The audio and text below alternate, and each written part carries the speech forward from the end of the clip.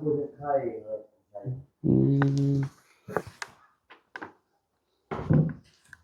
เฮ็ดผู้เดียวยอมรับเลยบ่ต้องเพิ่งพาไผบ่ต้องเสียเงินหลายอีกเป็นช่างนี่ก็ดีแบบหนึงเนาะพ่อเนาะบ่ต้องเสียเงินให้คนอื่นมีแต่เสียเงินซื้ออุปกรณ์อย่างเดียว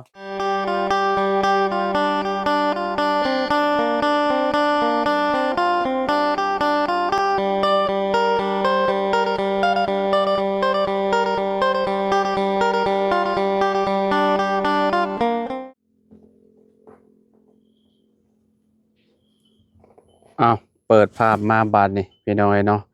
อยู่ที่เฮือนพ่อตู่เลิมเด้อบัดนี้เด้อพี่น้องเอ้ยเนาะมาอัปเดตให้ FC เนาะเบิ่งนำกันว่าพ่อตู่เลิมเราพาไปฮอดไสแล้วพี่น้องเอ้ยเนาะป๊อพี่น้องเอ้ยเนาะเฮาก็บ่ได้มาหลายมื้อพอสมควรพี่น้องเอ้ยเนาะประมาณเกือบอาทิตย์พี่น้องเอ้ยเนาะมาบัดนี้มันกว่าพี่น้องเอ้ยเนาะประตูเริ่มเราเกือบแล้วแหละพี่น้องเอ้ยเนาะคิดว่ามื้อนี้จะว่าแล้วบ่จักคิดว่าเห็นเราข้างนอกนี่นะฟังนั่นเด้เนาะแล้วบ่หรือว่าแนวใดเนาะโอ้สบายดีและสวัสดีเด้อพี่น้องเด้อเนาะบ่ทุกคนเนาะโอ้แล้วแหละเนาะพี่น้องเอ้ยตรงนี้ก็แล้วโอ้เรียบร้อยเนาะงามคักปานยังพี่น้องเอ้ยเอาขึ้นไปหาทางประตูแล้วก่อนพี่น้องเอ้ยเนาะอยู่เทิงหมดแหละลงมือผู้เดียวเลยบ่นี่หรือว่าจังใดเนาะบ่ได้มีผู้ช่วยบ่โอ้พี่น้องเอ้ยอึ๊บอึ๊บอึ๊บอึ๊บพี่น้องเอ้ยเนาะฟ้าซะพี่น้องเอ้ยเนาะโอ้ข้างในนี่ก็สิแล้วเลยพี่ทางประตู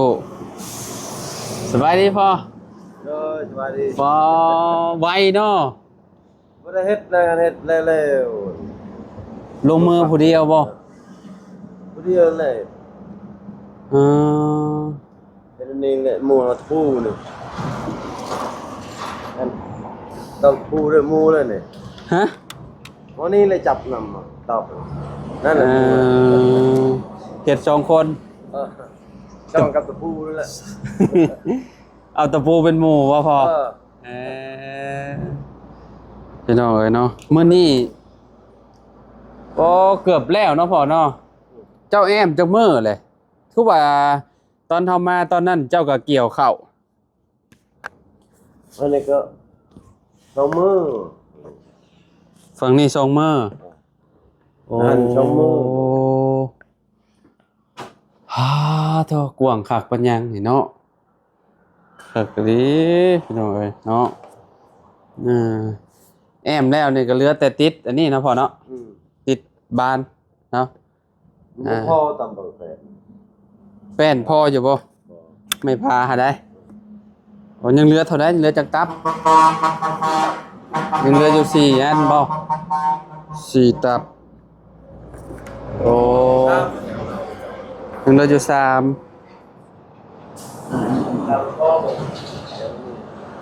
อันนี้นะพ่อฟังนี่เนาะ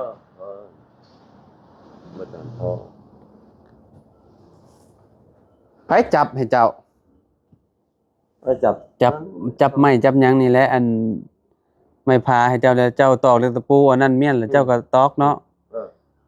เฮ็ดงานแบบ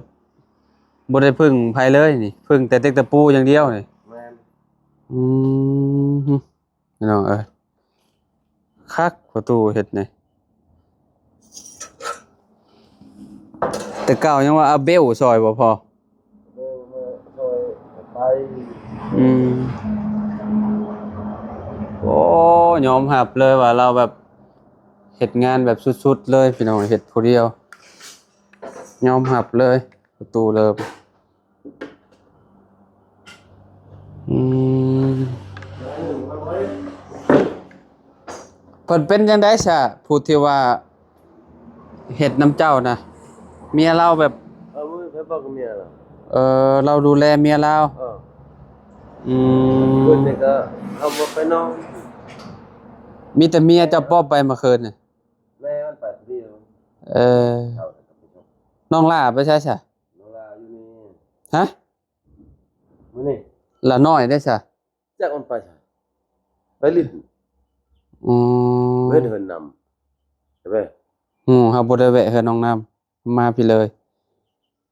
ปิ้งอะไรหนูจะเขาปิ้งอะไรให้จ้ะ ฮะ หนูน ปิ้งเลย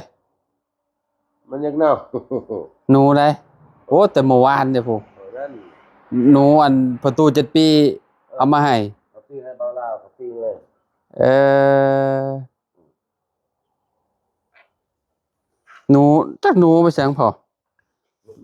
เราเอามาขายให้ประตูหนูผูกบ่อืมอื้อหือเรื่องอะไรเนาะอ่าเบิ่งทางนี้บาดเนาะนี่พี่น้อยเนาะงานเด้งานประตูเริ่มเฮ็ดพี่น้อยเนาะอ่า ถ้าคุณไข้เลย อืมเฮ็ดผู้เดียวยอมรับเลยบ่ต้องเพิ่งพาไผบ่ต้องเสียเงินหลายอีกเป็นช่างนี่ก็ดีแบบหนึงเนาะพ่อเนาะบ่ต้อง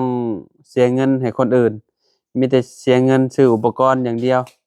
แล้วก็อ่าเท่านั้นแหละบ่ได้มีหยังพี่น้องเอ้ยไปปูนคือรถไทยแล้วแต่เอาเลย อันนี้บ่ เออ เพราะว่าคันว่าอันนั้นสั่งหน่อยเขาก็บ่มาส่งเนาะ เอาไปเอาเองกะว่า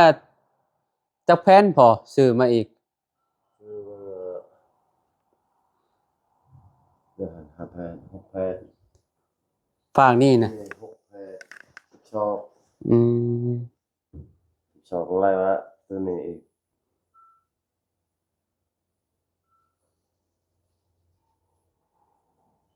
มง10 แผ่น12 ชาวแผ่นเนี่ย ประมาณ20โอ้เติบหนึงอยู่เหรอวะชาว สิโปนกับพอสิฮอดไกลอยู่เด้ได้จักกระสอบข้าวนะ ได้ประมาณ15 ชอบนะ ฮะ 15 15รูปหลายแล้วเถอะ ลูกคุณถ้าพูดแห้งลูกทางเติมเบียดนานแล้วนี่ก็ไทยเต้าอีกอัน รูปบ่ ปีนี้ลูกไล่ เออก็รวมกันแล้วว่าพอที่ว่าได้15กับอยู่หั่นนะมารวมกันเบิดเลยเหรอวะ 5 ชอบ อยู่หั่น5ชอบ อยู่นี่ได้ ชอบที่ชอบอาหารที่ชอบ เอา อาหารที่ รูปเพลงเนาะ อะไรไปได้กำไร ขนาดว่าน้ำบ่ท่วมได้หะเนาะ นั่นมันย้อนน้ำท่วมมันแล้ว มันเป็นน้ำก้าหะเนาะ งามที่ชื่อมันน่ะ งามแต่ว่าหมากมันเบาแฮง มันเบา แล้วก็น่าสิมีข้าวรีบหลายครับว่าเนาะ แม่ แล้วก็บ่ได้ มันเขาว่า เต็มมิดเต็มหน่วย เขายังเขา11ครับ11ข้าว11นั่นแหละตำบางมันอยากจะกว่าระบบงานบ่ได้ก็ เป็นย้อนแต่ละปีชุมเจ้าก็ดำซำนี้บ่ รับที่บ่งามเลย ดำที่มันบ่งามบ่โอ้ มามันบ่ดกนะ บางคนก็ว่าโอ้เราดำหน้าห้างว่ะดำเพิ่นดำแบบนี้ตลอดเลยพี่น้องเพิ่นว่าเนาะอันนี้มันดำที่ลายมันผัดบ่ บ่ได้มาร์กแล้ว บ่ได้มาได้ อืมแต่มีเลยใส่ตะปูเป็นหมู่เอานี่เนาะเออโอ้แอมแบบ สมมุติว่าจ้างกับเจ้าซอยนี่ก็สิเท่าใดพอวันหนึง จัก กับเจ้า ยังบ่ทันใช้นั่นนี่ เห็นกับเจ้าจ้างนะวันละแสนกับเจ้าจ้างมาจับไม้จับตอกซอย วันละแชร์เขาบ่อยากจับนอนแชร์ ถือบ่เออ ถ้าเฮาบ่อยากได้ หึ ก็ไปนั่งซื่อๆถ้าไปนั่งจับมันได้เงินละล่ะ มันจับไม้จับหยังนี่แหละอืม ก็เฮ็ดตัวเดียวเนี่ยบ่อุกบ่อัก เจ้าเฮ็ดได้กับบ่จำเป็นต้องจ้างดอกเนาะเนาะ บ่อยากจ้างละได้เงิน อันนี้ก็คืออันนี้นี่เราบ่ได้จ้างใครได้พี่น้องเอ้ยเราเฮ็ดเอาเองเบิดทุกอย่างเลย นี่เฮ็ดนี่บริจาคเฮ็ดนี่แหละ มีแต่ซื้อแต่อุปกรณ์อย่างเดียวนี่เนาะ เออ เราเฮ็ดเอาเองเบิด ปีละน้อยปีละน้อย ปีนี้คือเฮ็ดหลายแท้ปีนี้ โอ้ปีนี้หลายอะ ฮะ หลายปีนี้เฮ็ด อ่า เฮ็ดเฮือนเฮ็ดทุกปีโอ้ย เจ้ายังสิเฮ็ดให้หนูลาอีกอยู่บ่เฮือนน่ะ บ่แล้วเฮ็ดห้านให้มัน เฮ็ดห้านได้บ่โอ้หนูลาอยากได้ห้านบ่อยากได้ห้านขายหยังอะน่ะ ขาย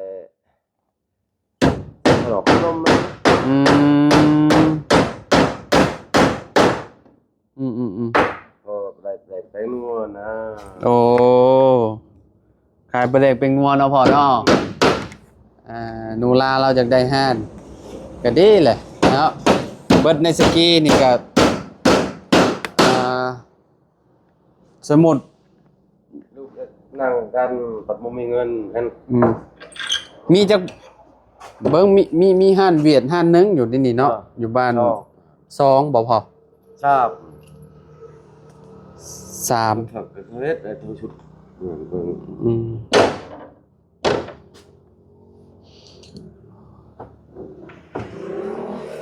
กับบ้านกับ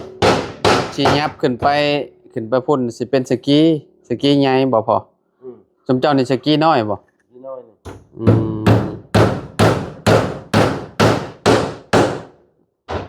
งานพี่น้อยเบิ่งงานประตูเริ่ม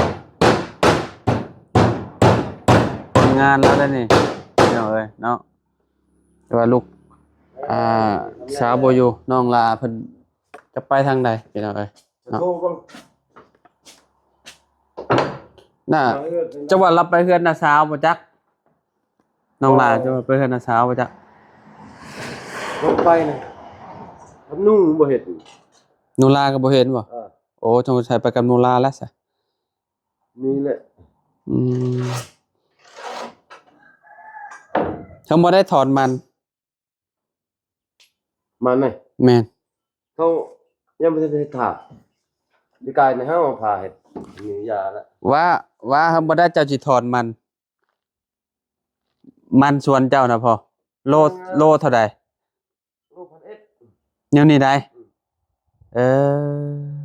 ขึ้นมาอยู่100กีบเนาะ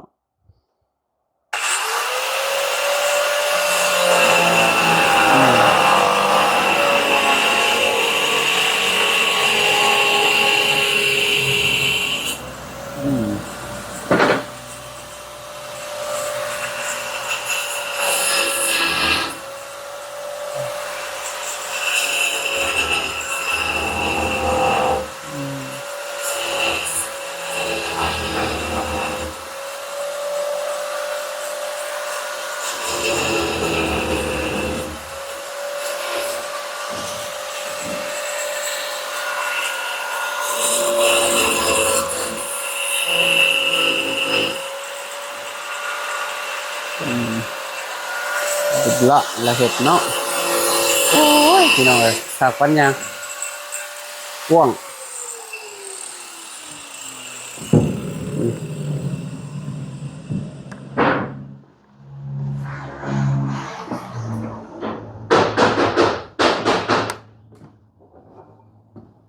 อ๋อบ่พ่อน้องหล่าเพิ่นเนาะก็อัปเดตให้เบิ่งก็สิประมาณนี้แหละพี่น้องเอ้ยเนาะเพื่อนลาวเนาะตัว FC หลายคนเนาะก็อยากเห็นเนาะว่าเพื่อนน้องหล่าน้อยเพิ่นแอมไปฮอดใส่แล้วพี่น้องยังเหลือห้องนี้ยังเหลือสำนี้เนาะห้องนี้พี่น้องเอ้ยแต่ก็ห้องนั้นยังเหลือสำนั้นพี่น้องเอ้ยเนาะแล้วก็มองพอตู้เริ่มแล้วแอมพอแหละพี่น้องเนาะแล้วก็แล้วบานเนาะแล้วก็ติดติดบานประตูพี่น้องเนาะติดบานประตูนี่ก็คือจบแล้วเรียบร้อยบานนี้เนาะ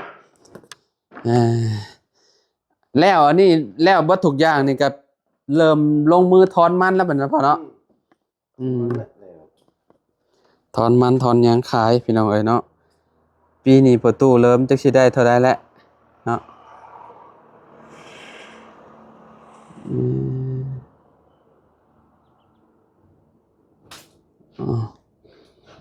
เลื่อมประมาณเท่าใดพอช่องเช็ดประมาณ2บ่2เซนเนาะเวลายันพ่นมาแล้วยันมันสาดเขาเนาะ3เช็ดคือใส่ขอบเนี่ยช่องขอบ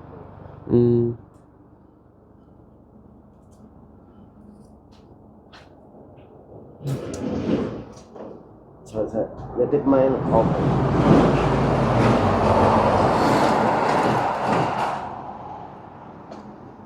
โอเคใช่พี่น้องเลยเนาะเดี๋ยวมาเจอกันใหม่เนาะไปก่อนพี่น้องเลยเนาะเดี๋ยวบ้านน้องละน้อยมาเดี๋ยวสิเข้ามาอัปเดตให้เบิ่งอีกเทื่อนึงเนาะพอเนาะกินข้าวแล้วบ่เจ้านะพ่อกินกับหยังนั่งเค็มนั่งงัวเขาชื่อนั่นล่ะอยู่ทอกกันหั่นก็บ่ได้ขายบ่ได้ขายกินนางงัวบ่โอ้ขายเด้ตัดแดดนะแกงแชนน่ะดอกถึงแซ่บ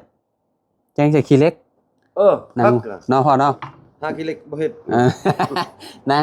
งงัวนางยังแกงบ่ทันแหละแซ่บบ่เท่านั้นแกงใส่ขี้เล็กโอ้ยพี่น้องเอ้ยคักปัญญาเนาะเอาไว้เจอกันใหม่พี่น้องอยู่ดีมีแฮงบ่สุขสุขคนเนาะพ่อเนาะไปพ่อสบายดีเด้อพ่อเด้อไปพี่น้องเอ้ยเนาะโอ้ยคักงามหลายพี่น้องเอ้ยเนาะสบายดีเด้อพี่น้อง